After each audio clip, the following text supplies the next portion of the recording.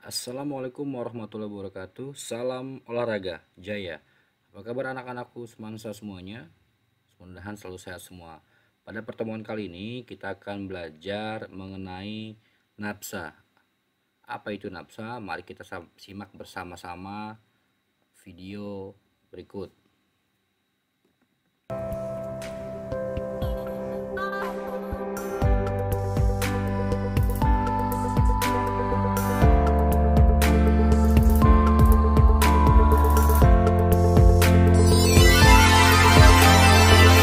Hari-hariku tak seindah pelangi. Aku merasa badai serotonin yang kurasakan menenangkan, membuatku lupa sejenak beban-beban di kelas akhir sekolah menengah atas. Aku ingin bisa memahami matematika dengan mudah. Sayangnya, otakku tak mampu bekerja sejenius itu. Aku mengenal penyebab serotonin di otakku ini. Hingga aku sadar, ini teramat sangat menenangkan dan membuatku ketagihan. Aku merasa tak butuh lagi teman nyata di sisiku. Obat-obat ini bisa jadi teman terbaik untukku. Menurutku, ini suatu penemuan terbaik sepanjang masa. Sialnya, aku tak tahu ini akan membebani tiap atom dalam tubuhku. Kukira mereka akan menikmatinya sama seperti diriku. Namun sepertinya tidak. Hal ini menjadi seperti hutang besar pada tubuhku. Aku merasakan nikmat yang sementara, tetapi aku harus membayarnya dengan rasa sakit yang teramat parah saat tubuhku kembali menagih serotonin. Ditambah dengan bunga kenikmatan itu menggerogoti setiap senti tubuhku dari dalam.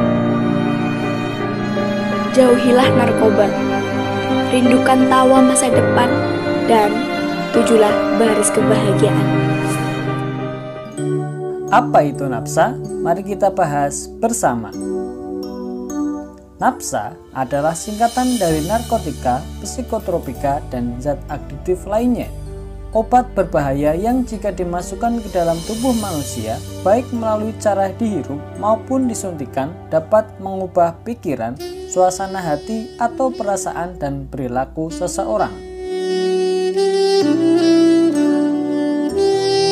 Narkotika adalah zat atau obat yang berasal dari tanaman atau bukan tanaman, baik sintesis maupun semisintesis, yang dapat menyebabkan penurunan atau perubahan kesadaran, hilangnya rasa, mengurangi sampai menghilangkan nyeri, dan menimbulkan ketergantungan. Psikotropika adalah zat atau obat baik alamiah atau sintesis bukan narkotika yang berkhasiat psikoaktif melalui pengaruh selektif pada susunan saraf pusat yang menyebabkan perubahan khas pada aktivitas mental dan perilaku. Sedangkan zat adiktif adalah bahan lain dan obat bukan narkotika atau psikotropika yang penggunaannya dapat menimbulkan ketergantungan, yakni keinginan menggunakan kembali secara terus-menerus.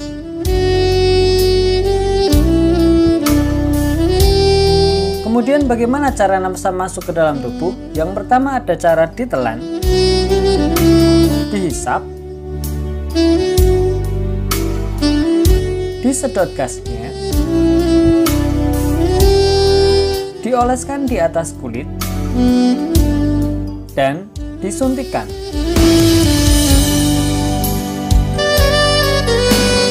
Golongan narkotika dibagi menjadi 3. Yang pertama adalah narkotika golongan 1, digunakan untuk iptek, reagnesia diagnostik, atau kegunaan laboratorium yang mempunyai potensi sangat tinggi timbulkan ketergantungan.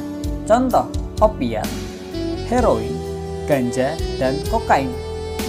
Kemudian narkotika golongan 2 merupakan bahan baku untuk produksi obat, menimbulkan potensi ketergantungan tinggi dan hanya digunakan sebagai pilihan terakhir dalam pengobatan. Contoh, petidin, morfin, fentanyl, atau metadon. Selanjutnya golongan 3, hanya digunakan untuk rehabilitasi, mempunyai potensi ringan yang akibatkan ketergantungan. Contoh, kodein dan difenoksilat.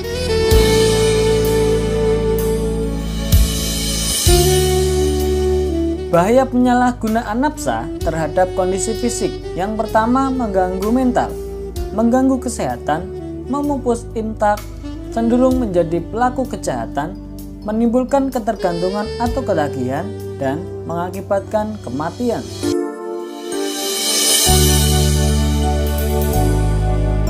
Bahaya penyalahgunaan nafsa terhadap kondisi kejiwaan. Bersikap labil, cepat memberontak, introvert dan penuh rahasia, sering berbohong dan suka mencuri, menjadi sensitif, kasar dan tidak sopan, menjadi pemalas dan prestasi belajar menurun, akal sehat tidak berperan, berpikir irasional.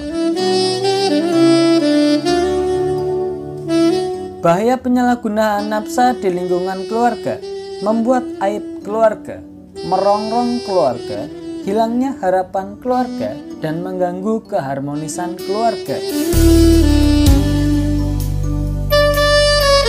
Bahaya penyalahgunaan nafsa di lingkungan masyarakat, mengganggu keamanan dan ketertiban, mendorong tindak kejahatan, mengakibatkan hilangnya kepercayaan, dan menimbulkan beban ekonomi serta sosial yang besar.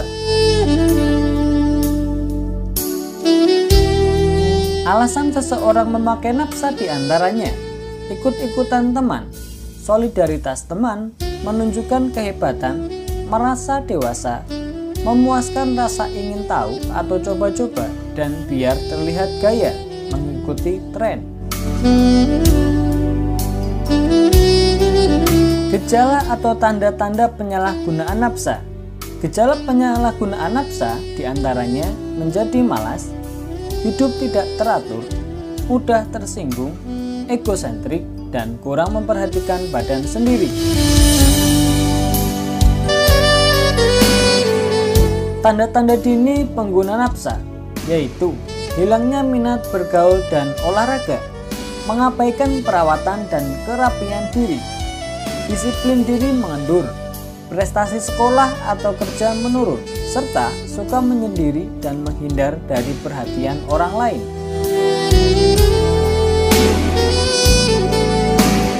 Gejala pada fisik seseorang yang sering mengkonsumsi nafsa: berat badan turun drastis, mata cekung dan merah, muka pucat dan bibir kehitaman, buang air besar dan kecil kurang lancar, terdapat perubahan warna kulit di tempat bekas suntikan, serta kepala sering nyeri dan persendian ngilu.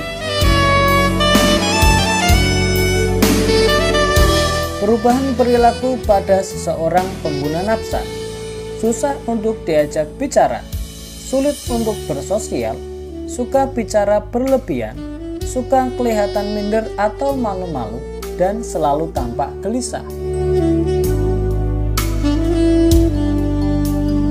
Sanksi-sanksi penyalahgunaan nafsa. Yang pertama, sanksi hukum. Dilihat dari Undang-Undang Narkotika Nomor 35 Tahun 2009 tentang narkoba pasal 116, seseorang yang terlibat narkoba dapat dipidana penjara paling singkat 5 tahun dan paling lama 15 tahun, atau pidana denda paling sedikit 1 miliar rupiah dan paling banyak 10 miliar rupiah. Sanksi yang kedua yaitu sanksi sosial. Menimbulkan keresahan pada masyarakat sehingga dikucilkan dalam pergaulan masyarakat. Dan sanksi yang ketiga yaitu sanksi moral.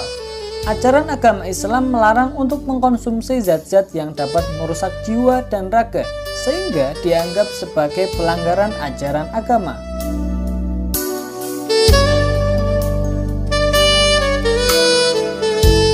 Kiat-kiat menghindari penyalahgunaan nafsa. Yang pertama, belajar dengan sungguh-sungguh. Kedua, membiasakan diri berpola hidup sehat. Ketiga, hindari tindakan yang tidak berfaedah. Keempat, menolak bujukan terhadap tawaran nafsa. Kelima, mengisi waktu luang dengan kegiatan yang lebih bermanfaat. Dan yang terakhir, perara diri dengan keimanan dan ketakwaan serta berbudi pekerti luhur.